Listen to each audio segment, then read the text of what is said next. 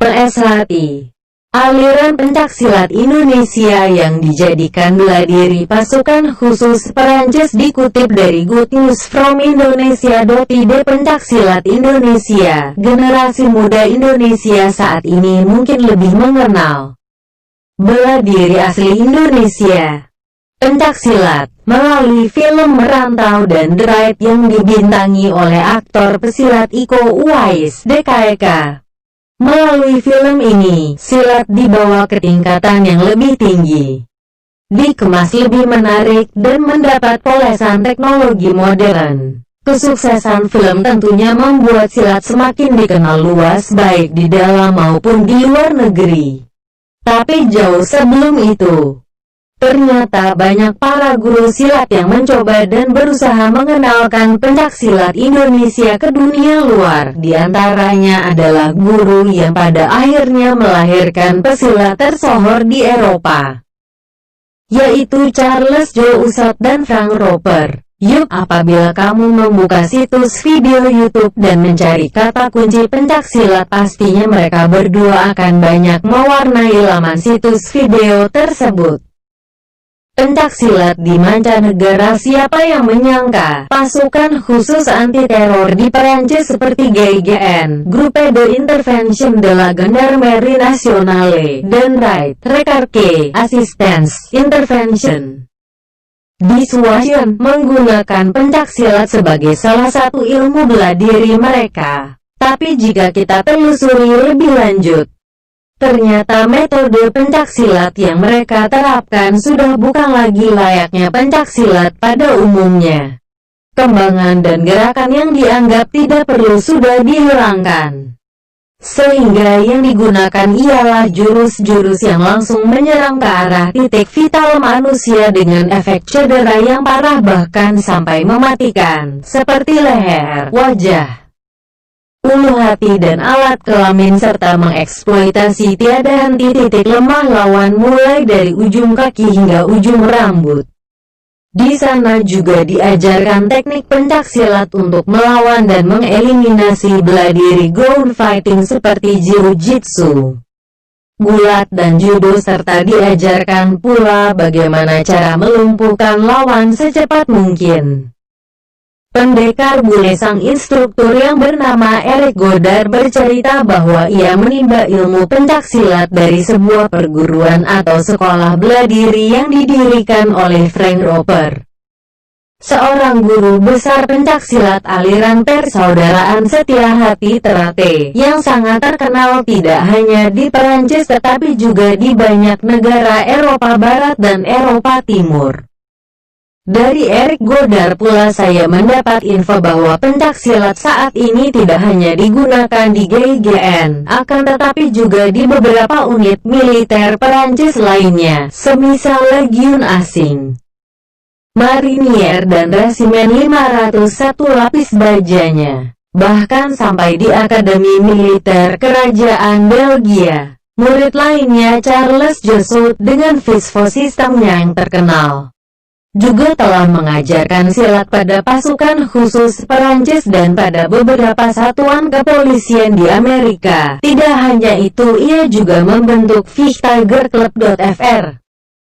Charles tertarik pada dunia pencaksilat setelah melihat seorang guru silat di sebuah artikel majalah karate. Pada tahun 1984 ia membuka klub pertamanya, Rue de Dunkerque. Kemudian pada tahun 1987 ia menutup klubnya karena terlalu kecil. Setelah itu ia membuka klub yang lebih besar yang terletak di Rue de l'Orgue di Paris 19. Namun pada bulan Oktober tahun 1998 ia menutupnya dan pergi ke Amerika Serikat untuk mengenalkan lebih luas seni pencaksilat. Lantas siapakah yang mengajarkan bela diri silat pada mereka? Ia adalah Harjono Turpijen. Harjono Turpijen lahir pada tanggal 28 Agustus tahun 1929 di Yogyakarta dan tumbuh besar di Madiun. Ia mulai jatuh cinta pada pencaksilat pada usia 13 tahun di bawah asuhan Kiai Ireng saat belajar di pondok pesantren. Kemudian, Harjono muda diasuh oleh guru besar Kyajing Abeli Surodiwirjo dan Ki Hajar Harjo Oemoto, pendiri Persaudaraan Setia Hati Ternate. Pada tahun 1945, Eyang Suro sebutan Kyajing Abeli Surodiwirjo meninggal dunia karena mengidap penyakit. Harjono Turpijen lalu meneruskan latihan pencaksilat bersama ayah dan asistennya Kiai Haji Abdullah. Keduanya meninggal dunia selama revolusi kemerdekaan pada tahun 1945.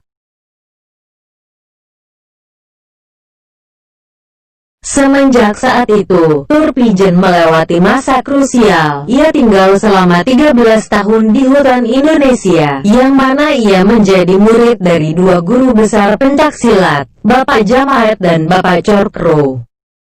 Untuk mendalami ilmu batin, tenaga dalam. Selama masa itu, Harjono Turpijen tidak dapat melakukan interaksi dengan dunia luar, bahkan dengan keluarganya sendiri. Pada tahun 1946, ia bergabung dengan Tentara Indonesia, Divisi Kodam 3 atau yang lebih dikenal Siliwangi Divisi 3, di bawah Komando Jenderal Abdul Haris Nasution.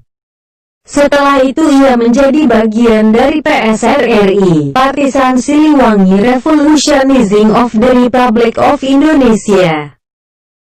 Sebuah gerakan pemberontakan yang dikomando oleh mantan perwira militer pada tahun 1956 yang beroperasi di hutan selama masa invasi.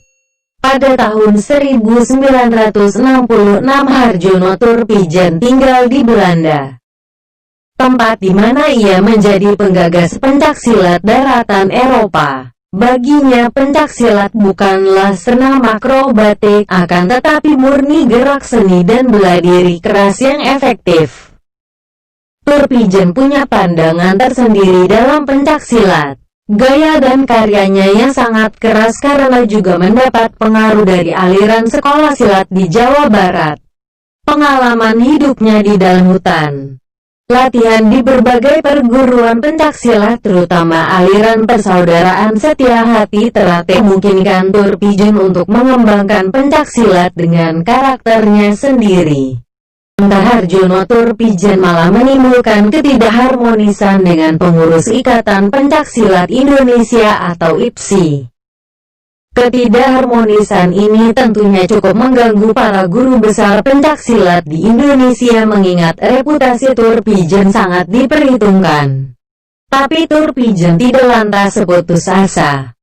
Ia tetap teguh pada prinsipnya untuk mengembangkan pencaksilat di Eropa. Dan sebagai penghormatan alirannya itu ia beri nama Persaudaraan Setia Hati Ternate Madiun. Guru besar Harjono Turpijen menghembuskan nafas terakhirnya pada tanggal 31 Juli tahun 1996 dan dimakamkan di Rijpinus Begraafplaats Dunewes, Valkenburgstraat 27 di Belanda. Berkat hasil kerja keras dan warisannya, pencaksilat yang merupakan seni bela diri asli Indonesia bisa menjadi salah satu ilmu bela diri tersohor yang menetes hingga ke kurikulum pendidikan pasukan khusus di kancah internasional. Dengan adanya informasi ini, semoga menambah kebanggaan kita dalam mencintai kearifan budaya lokal Indonesia. Semoga bermanfaat. Sumber Good News from Indonesia.id